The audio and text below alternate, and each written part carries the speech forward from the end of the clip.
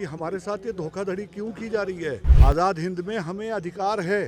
हमें समझ में नहीं आ रहा वो क्यों नहीं चाहते हैं कि कांग्रेस पार्टी के नेता, किसान कांग्रेस के लोग अपने परिवारजनों से क्यों नहीं मिल सकते हैं। बात यहाँ राजनीतिक इस तरीके से न जोड़ी जाए। उनके परिवारों तक अगर हम पहुंचना चाह रहे हैं तो सरकार हमें क्यों रोक रही है। बैठ के हम फैसला लेंगे, क्यों नहीं देंगे, हमारा हक है। शासन के बिना प्रशासन अकेले फैसले नहीं करता है।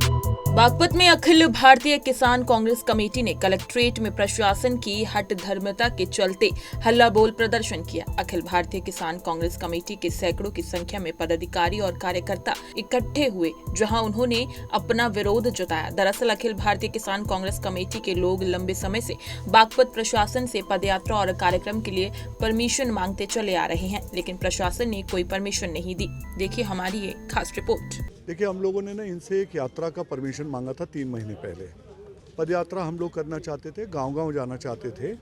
बागपत, बड़ौत में हर जगह हम लोग जा कर के अपने किसान परिवार से मिलना चाहते थे। उनके दुख सुख के बारे में हम लोग चर्चा करना चाहते थे, उनका सम्मान हम करना चाहते थे, उनके न्याय की लड़ाई लड़ना चाहते थे, मजदूरों के न्याय की लड़ाई हम लोग लड़ना चाहते हैं। इसके लिए हम उनके गाँव-गाँव जाना चाहते हैं। इन्होंने हमें दुविधा में रखा। हर बार कहते हैं कि हम परमिशन दे रहे हैं, जब एंड मोमेंट आता है तो कह देते हैं कि परमिशन नहीं देंगे, हम लिखित परमिशन नहीं देंगे, आप यात्रा कर लो, ऐसा भी कहते हैं ये लोग। तो उसी के विरोध में कि हमारे साथ ये धोखाधड़ी क्यों की जा रही है। आज़ाद हिंद में हमें अधिकार है अपनी बात को रखने का और अपने किसान भाइयों के घरों तक जाने का। वो मेरा गाँव है, मेरे घर हैं, मेरे अपने हैं, मैं उनके परिवार से हूँ तो मैं उनके गाँव जा सकता हूँ। यहाँ पर ओमवीर तोमर जी ने 3 महीने से पूरी टीम के साथ लग करके यहाँ पर कई बार प्रयास किया। उन्होंने हाँ कहा और जब यात्रा का दिन आता है तो ना हो जाता है।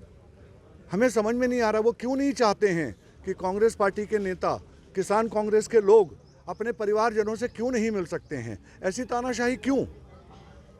उसी के विरोध में हम लोगों ने ये धरना किया हुआ है। अब क्या बात करते हैं?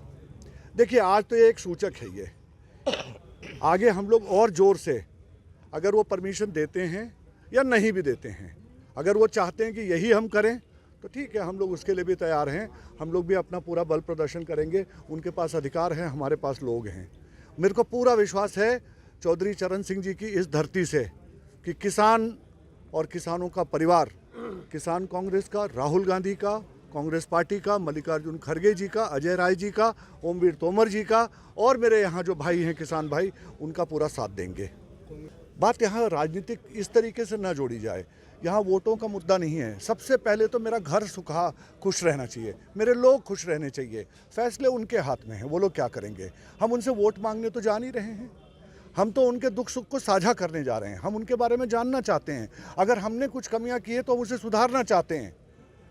ये राजनीति की बातें बाद में आएगी, ये तो मेरे परिवार के ऊपर है, वो किसे क्या करना चाहते हैं। मैं शीतलमान बहादुरगढ़ मेरठ मंडल की इस यात्रा के लिए मेरे को कोऑर्डिनेटर बनाया गया था, यहाँ पे प्रभारी।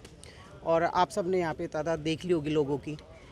धरना देने का मेन मकसद यही था कि अगर हम किसानों तक, उनके परिवारों तक अगर हम पहुँचना चाह रहे हैं तो सरकार हमें क्यों रोक रही है और परमिशन हमें क्यों नहीं दे रही है। इसका मतलब सरकार कहीं ना कहीं डरी हुई है, और अगर डरी हुई है तो गलती में है। या तो हमें वहाँ पे जाने दिया जाए या इस चीज़ का जवाब दिया जाए। साथ में तोमर साहब भी हैं, अखिलेश शुक्ला जी हैं, राष्ट्रीय उपाध्यक्ष जी, और हमारी किसान कांग्रेस की पूरी टीम यहाँ पे आई हुई है।